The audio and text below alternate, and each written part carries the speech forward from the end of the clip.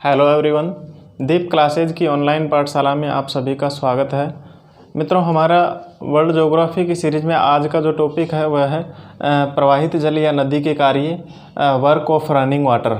ठीक है, किस प्रकार से नदी वर्क करती है या अर्थात प्रवाहित नदी के कार्य कौन कौन से हैं। सबसे पहले हम नदी की डेफिनेशन पढ़ेंगे, उसके बाद में जहाँ से ये नदी निकलती है, जन्म लेती है, उस स्थान पर नदी को किस नाम से जाना जाता है, तथा अंत में जहाँ पर जाकर के मिलती है उस स्थान को किस नाम से जाना जाता है। इन सब के बारे में हम चर्चा करेंगे। प्रवाहित जल या नदी के कार्य। ठीक है, वर्षा द्वारा जो वर्षा होने से या फिर बर्फ़ के पिघलने से जो जल प्राप्त होता है, वह प्राप्त जल प्राकृतिक ढलानों के अनुरूप जब संकरी धाराओं के रूप में बहने लगता है। ठीक है, और जब ये धाराएं मिलकर के एक बड़ी एवं चौड़ी जल धारा बना लेती है तो उसे क्या कहते हैं, नदी कहते हैं। ठीक है, वापस रिपीट करता हूँ कि वर्षा जल अथवा फिर बर्फ़ के पिघलने से जो जल प्राप्त होता है वह प्राकृतिक ढलानों के अनुरूप अनेक छोटी छोटी धाराओं के रूप में बहने लगता है, और जब ये धाराएं मिलकर चौड़ी एवं बड़ी हो जाती है तो उसे ही क्या कहा जाता है, नदी कहा जाता है। ठीक है, जिस स्थान पर नदी जन्म लेती है, ठीक है, या जिस स्थान से नदी निकलती है, ठीक है, जिस स्थान से नदी निकलती है वह क्या कहलाता है, उद्गम स्थान। उद्गम स्थान या फिर उसका स्रोत। ठीक है, उद्गम स्थान जैसे कि कोई पहाड़ी क्षेत्र से निकल रही है। ठीक है,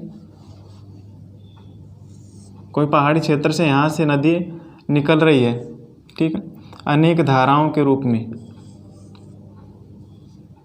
ठीक है, यहाँ से निकल रही है।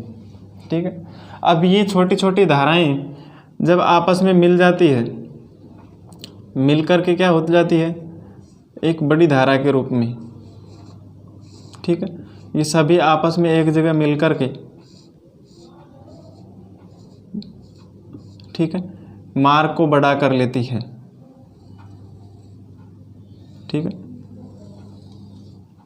तो इस प्रकार से फिर ये ढाल के अनुरूप बहने लगती है। तो यहाँ से जिन स्थानों से ये धाराएं निकलती है वह तो इनका उद्गम स्थान कहलाता है नदी का। ठीक है, और जहाँ पर जाकर के ये क्या होती है, गिरती है। ठीक है, वह क्या कहलाता है, मुहाना। नदी का उद्गम स्थान किस नाम से जाना जाता है, जहाँ से नदी निकलती है उसे उद्गम स्थान या सोर्स कहते हैं। तथा जहाँ पर नदी जाकर के क्या होती है, या तो बड़ी झील में मिल जाती है या फिर सागर में जाकर के गिरती है, वह क्या कहलाता है, वह स्थान मुहाना या मुख कहलाता है। ठीक है, और जिस मार्ग से नदी की धारा गुजरती है उसे घाटी कहा जाता है। ठीक है, जिस मार्ग से नदी गुजरती है उसे घाटी कहा जाता है। और नदी घाटी में के विकास में जब सहायक नदियाँ मुख्य नदी में आकर के मिलती है, ठीक है, जब सहायक नदियाँ मुख्य नदी में आकर के मिलती है, ठीक है, सहायक नदियाँ मुख्य नदी में आकर के मिलती है, यह तो मुख्य नदी हो गई। ठीक है, अब यहाँ पर इसमें सहायक नदियाँ एवं कई उप सहायक नदियाँ आ रही है। ठीक है, कई उप सहायक नदियाँ जो कि क्या है, अलग अलग स्थानों से जल लेकर के इसमें मिल रही है। ठीक है, इस प्रकार से तो यह सभी सहायक नदियाँ क्या कर रही है, मुख्य जल धारा में जल ले जा रही है। ठीक है, तो ये सभी सहायक नदियों से जिन जिन क्षेत्रों से जल ला करके इसमें मिलाया जाता है वह संपूर्ण क्षेत्र क्या कहलाता है, नदी का अपवाह बेसिन। अपवाह बेसिन। ठीक है, जिन जिन भागों से ये जल लेकर के आती है वह पूरा क्या कहलाता है, इसका अपवाहन बेसिन। ठीक है, अपवाहन बेसिन। अब इन अपवाह बेसिनों के बीच में जो ऊंचा भाग होता है, ठीक है, ऊंचा भाग जो कि जल विभाजक कहलाता है। ठीक है। जैसे कि एक नदी इस तरफ बह रही है और दूसरी नदी यहीं से निकल करके क्या हो रही है, दूसरी दिशा की तरफ बह रही है। ठीक है, ठीक है, दूसरी तरफ जल ले जा रही है इस प्रकार से। अब यहाँ पर जो बीच में जो उठा हुआ भाग है, ठीक है, जो कि क्या कर रहा है, दोनों जल धाराओं को अलग दिशाओं में बहने के लिए क्या कर रहा है,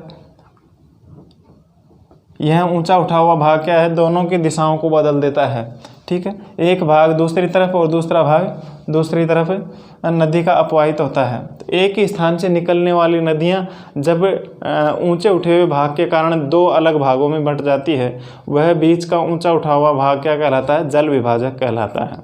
ठीक है, इस प्रकार संपूर्ण क्षेत्र जिससे होकर के नदी बहती है और जल ग्रहण करती है वह नदी का अपवाह क्षेत्र कहलाता है। ठीक है, तो यह अपवाह क्षेत्र हो गया पूरा। एवं नदी घाटी के विकास में जब सहायक नदियां मुख्य नदी में आकर मिलती है तो एक पूरे अपवाह बेसिन का निर्माण करती है। ठीक है, सॉरी मित्रों, जो अपवाह बेसिन ये तो था अपवाह तंत्र। ठीक है, अपवाह तंत्र जो कि किसी प्रदेश के अपवाह किसी क्षेत्र से होकर के नदी बहती है, ठीक है, और जल ग्रहण करती है, ये संपूर्ण क्षेत्र इसका अपवाह तंत्र कहलाता है। ठीक है, यहाँ से जल प्राप्त करती है, पूरा नदी बेसिन क्षेत्र है। ठीक है, इसके बाद में जो कि किसी प्रदेश में अपवाह तंत्र की उत्पत्ति तथा समय के साथ साथ दो प्रमुख कारकों द्वारा निर्धारित एवं नियंत्रित होता है, जैसे कि प्रारंभिक धरातलीय सतह की प्रकृति एवं ढाल तथा भौमिकीय संरचना, जैसे कि वलन है, भ्रंशन है। अपवाह तंत्र की सरिताओं नदियों को दो मुख्य वर्गों में विभाजित किया जाता है, एक तो क्रमवर्ती सरिता और दूसरी होती है अक्रमवर्ती सरिता। क्रमवर्ती सरिता जो क्षेत्र विशेष के ढाल के अनुरूप प्रवाहित होती है, ठीक है, जैसे कि भौमिकीय संरचना के साथ साथ समायोजित हो जाती है, ठीक है, ढाल के अनुरूप, जैसे कि अनुवर्ती, परवर्ती, पूर्ववर्ती, नवानुवर्ती नदियाँ।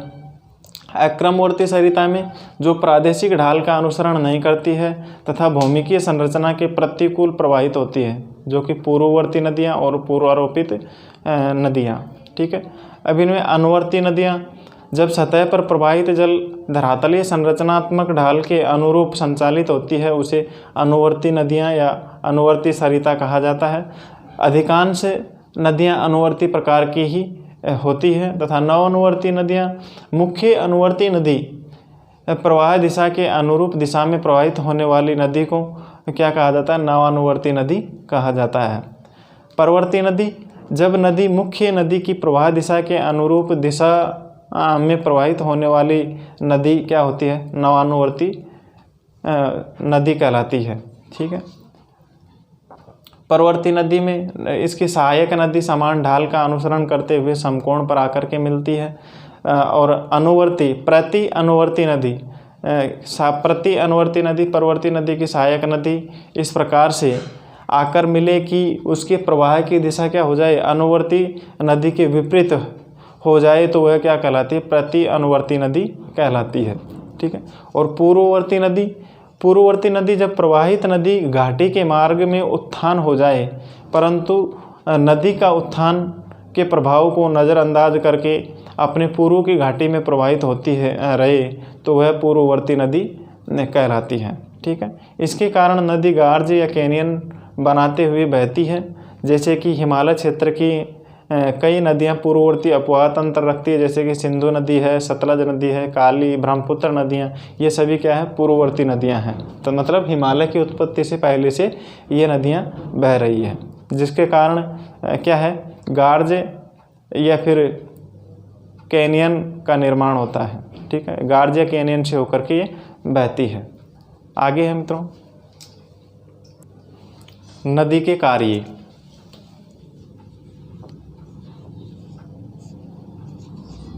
नदी के कार्य देखिए मित्रों, नदी 3 प्रकार के कार्य करती है, जिसमें अपर्दन, परिवहन और निक्षेपण सम्मिलित है। ठीक है, अपर्दन,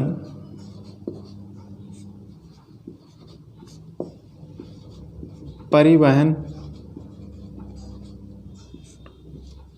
एवं निक्षेपण।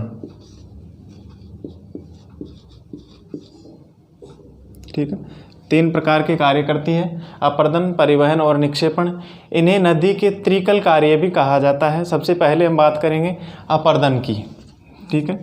अपर्दन कार्य, जब नदी अपने किनारों एवं तलहटी को काटती छाँटती रहती है तो इससे नदी का अपर्दन कार्य कहा जाता है। नदी 2 प्रकार के अपर्दन करती है, 2 प्रकार से अपर्दन होता है नदियों के द्वारा, एक तो रासायनिक अपर्दन और दूसरा होता है भौतिक या यांत्रिक अपर्दन। रासायनिक अपर्दन में चट्टानी कण जल के संपर्क में आते हैं तो कई रासायनिक प्रक्रियाओं द्वारा क्या हो जाते हैं, अलग होकर के जलधारा के साथ बह जाते हैं, जिन्हें घोलीकरण कहा जाता है, ठीक है। दूसरा है भौतिक या यांत्रिक अपर्दन। इसमें विभिन्न प्रकार की प्रक्रियाएं शामिल होती है, जैसे कि घर्षण या अपघर्षण। नदी के जल में कंकड़, पत्थर आदि के नदी जल भार के संपर्क में आने पर चट्टानें जब टूटती फूटती है तो इस प्रक्रिया को क्या कहा जाता है, अपघर्षण की प्रक्रिया कहा जाता है, ठीक है। दूसरी है सन्निघर्षण, ठीक है। सन्निघर्षण में जब नदी के जल में उपस्थित पदार्थ जैसे कि कंकड़ पत्थर है वो क्या करते हैं, आपसी रगड़ के कारण से टूटते फूटते हैं, तो इस प्रक्रिया को सन्निघर्षण कहा जाता है। दूसरी है जलगति क्रिया, ठीक है। जलगति क्रिया में क्या होता है कि नदी के जल भार तथा दबाव द्वारा चट्टानों के अपर्दित होने की जो क्रिया होती है वह जलगति क्रिया कहलाती है। इस क्रिया द्वारा क्षेत्र विशेष में तीव्र ढाल हो तो गुरुत्वाकर्षण बल के कारण क्या हो जाता है, भूस्खलन एवं अवपात तथा भूमि सर्पण की प्रक्रिया होने लगती है, ठीक है। अगला है परिवहन, ठीक है।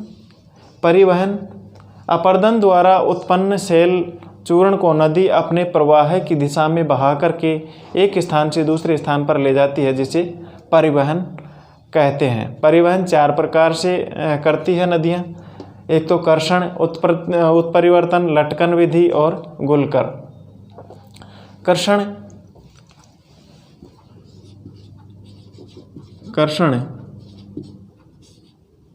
ठीक है। कर्षण जब चट्टानों के बड़े बड़े टुकड़े क्या होते हैं, लुढ़कते हुए बहते हैं तो उसे कर्षण कहा जाता है, ठीक है। तथा उत्परिवर्तन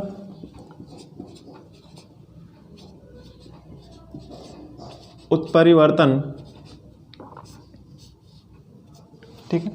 उत्परिवर्तन जब चट्टानों के टुकड़े जल के साथ साथ उछल कूद करते हुए उछल करके क्या हो जाते हैं, चलते हैं, तो इसे उत्परिवर्तन कहते हैं, ठीक है। नेक्स्ट है लटकन विधि।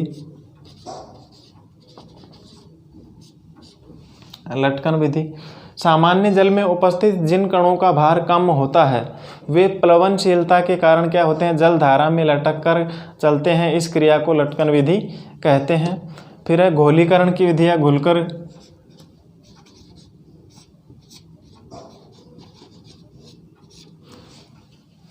घुलकर चट्टानों के घुलनशील पदार्थ जल में घुलकर बहते हुए चलते हैं। तो इस प्रकार से 4 प्रकार से नदी जल के द्वारा पदार्थों का परिवहन होता है, ठीक है।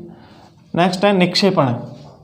निक्षेपण अर्थात बहाकर लाए गए पदार्थों का नदी किसी प्रदेश में जाकर के कर देती है, जमाव कर देती है, वह निक्षेपण कहलाता है, ठीक है। विभिन्न प्रकार के अवसाद नदी के द्वारा बहाकर लाए गए अवसाद किसी निम्न प्रदेश में जाकर के जमा कर देने को ही क्या कहा जाता है, निक्षेपण कहा जाता है। नदी अपर्दन, परिवहन एवं निक्षेपण कार्यों के द्वारा इनके उद्गम स्रोत से लेकर मुहाने तक विभिन्न प्रकार की स्थलाकृतियों का निर्माण होता है। इस दृष्टि से नदी को 3 भागों में बांटा जा सकता है। नदी घाटी की ऊपरी अवस्था या पहाड़ी भाग युवावस्था, नदी के मध्य का जो मैदानी भाग है वह प्रौढ़ावस्था, तथा नदी घाटी का निचला भाग या डेल्टाई भाग वृद्धावस्था के रूप में बांटा जा सकता है। तो इस प्रकार से नदी को 3 भागों में देखा जा सकता है, युवावस्था, प्रौढ़ावस्था और वृद्धावस्था। अब इनके द्वारा निर्मित अपर्दनात्मक स्थलाकृतियाँ अर्थात नदी घाटी के ऊपरी भाग में निर्मित या अपर्दनात्मक स्थलाकृतियाँ, ठीक है, निर्मित स्थलाकृतियाँ या फिर अपर्दनात्मक स्थलाकृतियाँ। देखिए कौन कौन सी अपर्दनात्मक स्थलाकृतियाँ बनाती है नदियाँ।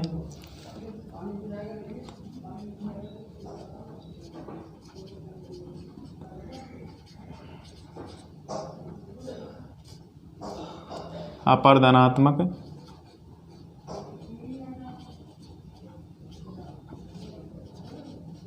स्थलाकृतियाँ।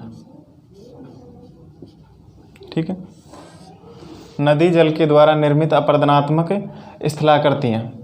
नदी अपने उद्गम स्थान से आरंभ होकर के तीव्र ढलानों की ओर बहती है, जिस कारण से उसका वेग तथा भार वहन करने की शक्ति अधिक होती है। ठीक है, नदी अपने इस भाग में मुख्यतः अपनी अपर्दन क्रिया के द्वारा जिन स्थलाकृतियों का निर्माण करती है, इस भाग की प्रमुख स्थलाकृतियाँ या प्रमुख आकृतियाँ निम्न प्रकार की है। सबसे पहले बात करते हैं हम वी आकार की घाटी। वी आकार की घाटी। ठीक है, वी आकार की घाटी। जब नदी तली को काट करके उसे गहरा कर देती है, जिसके कारण से घाटी की गहराई सदैव बढ़ती जाती है तथा घाटी का आकार अंग्रेजी भाषा के वी अक्षर के समान हो जाता है। ठीक है, जिस प्रकार से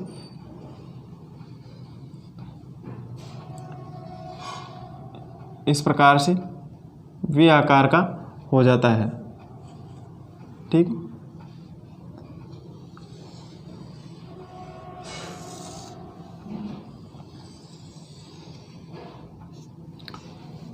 तो इस प्रकार ये है घाटी ढाल। ठीक है, ये घाटी का किनारा है तथा यहाँ पर वी आकार की घाटी बन रही है ये। ठीक है, ये अंग्रेजी भाषा की वी शेप में दिखाई दे रही है, वी आकार।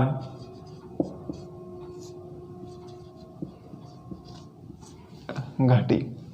ठीक है, इसमें दीवारों का ढाल तीव्र तथा उत्तल एवं नदी की घाटी अत्यंत संकरी हो जाती है। ठीक है, इस प्रकार से यह अत्यंत संकरी हो जाती है। ठीक है, जैसे जैसे इसका प्रवाह होता है, यह कटते कटते यह क्या हो जाती है, इस प्रकार से तीव्र ढलान हो जाता है और इसकी घाटी की तली ये वी आकार की घाटी के रूप में निर्मित होती है। घाटी के बाद में आता है गार्ज। ठीक है, गार्ज। इसमें क्या होता है, जब बहुत गहरी तथा संकरी घाटी को गार्ज या कंदरा कहा जाता है।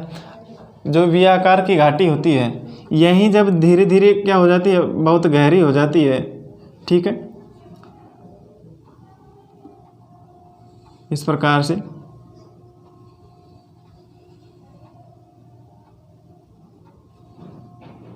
ठीक है, तो ये क्या कहलाती है, यहाँ तक की तो ये तो हो गई वी आकार की घाटी। जब वी आकार की घाटी बहुत गहरी हो जाती है, ठीक है, तो वो क्या कहलाती है, फिर ये कहलाती है कंदरा, गार्ज। ठीक है, गार्ज कहलाती है। नेक्स्ट आती है कंदरा।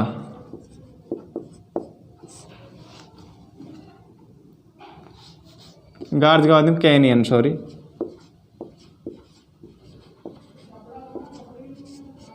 ठीक है, जब वी आकार की घाटी या गार्ज का विस्तृत रूप हो जाता है, ये विशाल रूप हो जाता है इसका, इस प्रकार से तीव्र ढलान और इसका विशाल रूप है, गार्ज से भी बड़ा, मतलब वी आकार की घाटी गार्ज में परिवर्तित होती है और गार्ज का भी विस्तृत रूप फिर क्या हो जाता है, कैनियन के रूप में विकसित हो जाता है। गार्ज का भी विस्तृत रूप कैनियन कहलाता है। ठीक है, इस प्रकार से। ठीक है, गार्ज के विस्तृत रूप को ही क्या कहा जाता है, कैनियन कहा जाता है। ठीक है, यह आकार में विशाल परंतु अपेक्षाकृत बहुत संकरी होती है। ठीक है, अपेक्षाकृत ये संकरी होती है, मतलब जब इसकी गहराई अधिक हो जाती है लेकिन क्या होती है, चौड़ाई कम होती है। ठीक है, संयुक्त राज्य अमेरिका के एरिजोना प्रांत में कोलोराडो नदी का जो ग्रांड कैनियन है, इसका कैनियन का सबसे अच्छा उदाहरण है। इसके बाद में आता है जलप्रपात।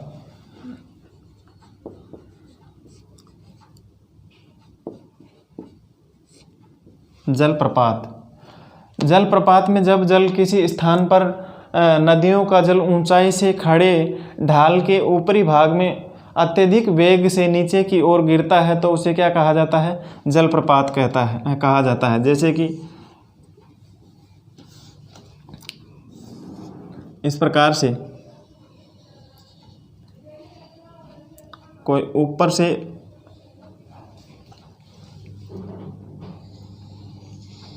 यहाँ से पानी गिरता है, ठीक है, कहाँ से? इस स्थान से, इस स्थान से, यहाँ से नदी है और ये नदी का जल यहाँ पर गिर रहा है,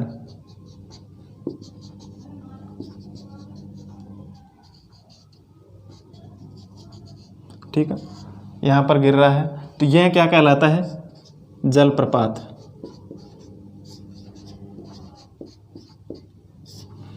ठीक है, इस प्रकार की आकृति क्या कहलाती है? जलप्रपात कहलाती है। ठीक है, और यह जलप्रपात में यहाँ पर जो ये गहरा गड्ढा बन जाता है ये कहलाता है जलकुंड।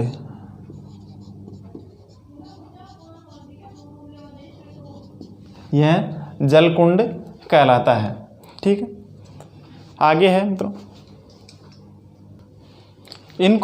जलप्रपात को इनकी उत्पत्ति के आधार पर दो भागों में बांटा जा सकता है। एक तो सामान्य जलप्रपात और दूसरा गौण जलप्रपात है। ठीक है, सामान्य जलप्रपात में वे जलप्रपात जिनकी उत्पत्ति नदी मार्ग में उपस्थित विभिन्न प्रकार की संरचनाओं वाली चट्टानें जैसे कि मुलायम एवं कठोर चट्टानों के कारण होती है। ठीक है, सामान्य जलप्रपात जैसे कि सोपानी जलप्रपात है, छत्रक शैल जलप्रपात है, गारा या छत्रक शैल जलप्रपात, अवरोधी जलप्रपात एवं पठारी जलप्रपात, जो कि क्या है? सामान्य जलप्रपात के प्रमुख उदाहरण हैं। तथा गौण जलप्रपात में क्या है कि गौण प्रकार के जलप्रपातों का निर्माण नदी की अवस्था के परिवर्तन के कारण या फिर आकस्मिक घटनाओं के कारण होता है, जैसे कि भूमि के अवतलन के कारण।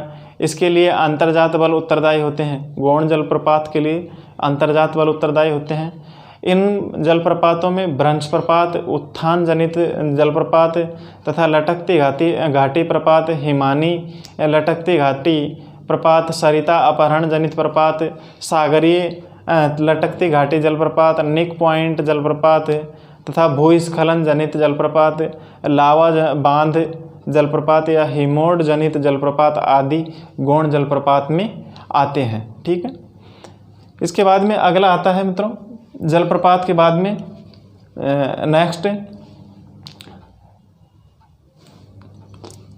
नेक्स्ट आता है शिप्रिकाएँ।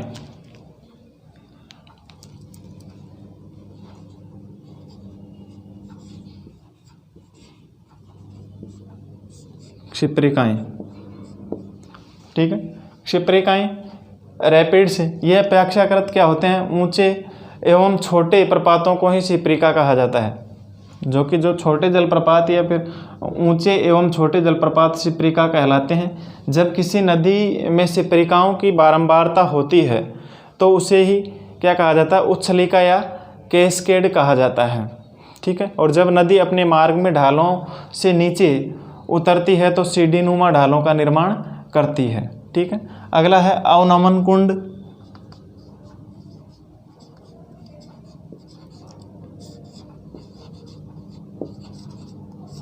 अवनमन कुंड या फिर एवं जलगर्तिका।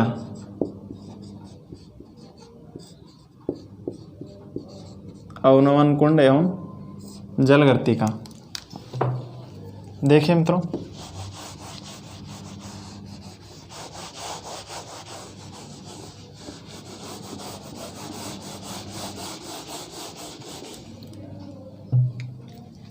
अवनमन कुंड व जलगर्तिका में इसमें जब प्रपात का पानी तीव्र गति से नीचे गिरता है तो जलीय दाब के कारण क्षेत्र विशेष में गड्ढे हो जाते हैं या गड्ढे का निर्माण हो जाता है, जिसे अवनमन कुंड कहा जाता है। ठीक है, कभी कभी जलप्रपातों में जल पानी की मुख्य धारा के ऊपर से नीचे गिरती है तथा वहाँ पर भंवर गति उत्पन्न होती है। इस भंवर के साथ सम्मिलित पत्थर के टुकड़े वाली तली को ड्रिलिंग मशीन की तरह छिद्रित करते हैं तथा जिससे तीव्र अपर्दन क्रिया के कारण जलगर्तिका का निर्माण होता है। ठीक है, जल से युक्त गड्ढे का निर्माण होता है। ठीक है, आगे है संरचनात्मक पीठिकाएं। संरचनात्मक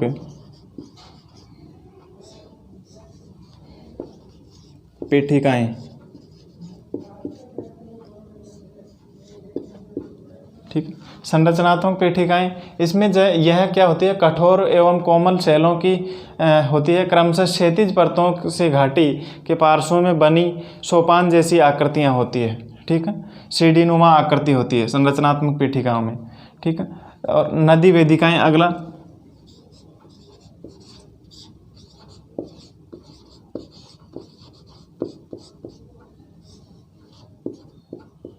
नदी वेदिकाएं। नदी वेदिकाओं में नदी की घाटियों के दोनों ओर निर्मित सोपानों को नदी वेदिका कहा जाता है, ठीक है। जिस प्रकार से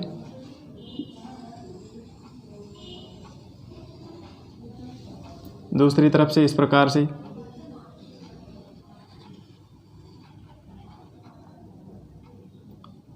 ठीक है। तो इस प्रकार से क्या होती है, नदी वेदिकाएं निर्मित होती हैं, ठीक है। घाटी के दोनों किनारों पर क्या होता है, घाटियों के दोनों ओर निर्मित सोपानों को ही नदी वेदिका कहा जाता है। तो घाटियों में इस प्रकार से दोनों की ओर पर, घाटी के दोनों किनारों पर ही क्या है, सीढ़ी नुमा स्थलाकृति निर्मित होती है, ठीक है। वही नदी कर्तित वेदिका कहलाती है या नदी वेदिका कहलाती है। अगला है अधः कर्तित विसर्प।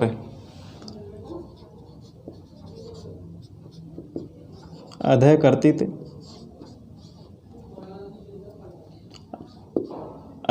विसर्प,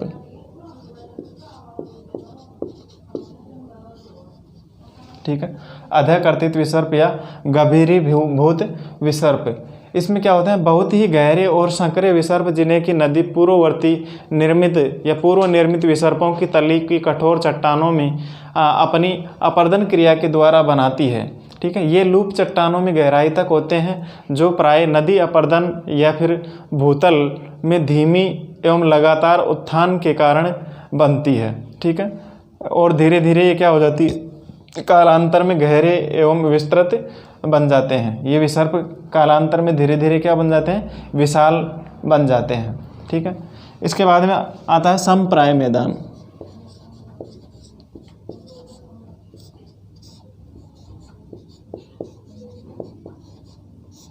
समप्राय मैदान, यह नदी अपर्दनात्मक या अपर्दन के द्वारा निर्मित आकृति विहीन कम ढाल वाला मैदान होता है, जो कि नदी की जीर्णावस्था में निर्मित होता है, अर्थात वृद्धावस्था में निर्मित होता है समप्राय मैदान, ठीक है। इसमें क्या होता है, एक समतल स्थलाकृति का निर्माण होता है, ठीक है। अपर्दन के द्वारा निर्मित आकृति विहीन ढाल वाला मैदान होता है, मतलब एक समतल मैदान का निर्माण होता है जो कि नदी की जीर्णावस्था में निर्मित होता है, ठीक है, समप्राय मैदान। आगे है मित्रों, इसके बाद में अपर्दनात्मक स्थलाकृतियों के पश्चात आता है निक्षेपात्मक स्थलाकृतियाँ, ठीक है। नेक्स्ट स्थलाकृतियाँ आती है, ये तो हुई अपर्दनात्मक स्थलाकृतियाँ। नेक्स्ट निक्षेपात्मक स्थलाकृतियाँ या फिर नदी घाटी में मध्यवर्ती भाग में निर्मित स्थलाकृतियाँ, ठीक है। उनके बारे में हम नेक्स्ट क्लास में चर्चा करेंगे। आज की क्लास हमारी यहीं पर समाप्त करते हैं। धन्यवाद।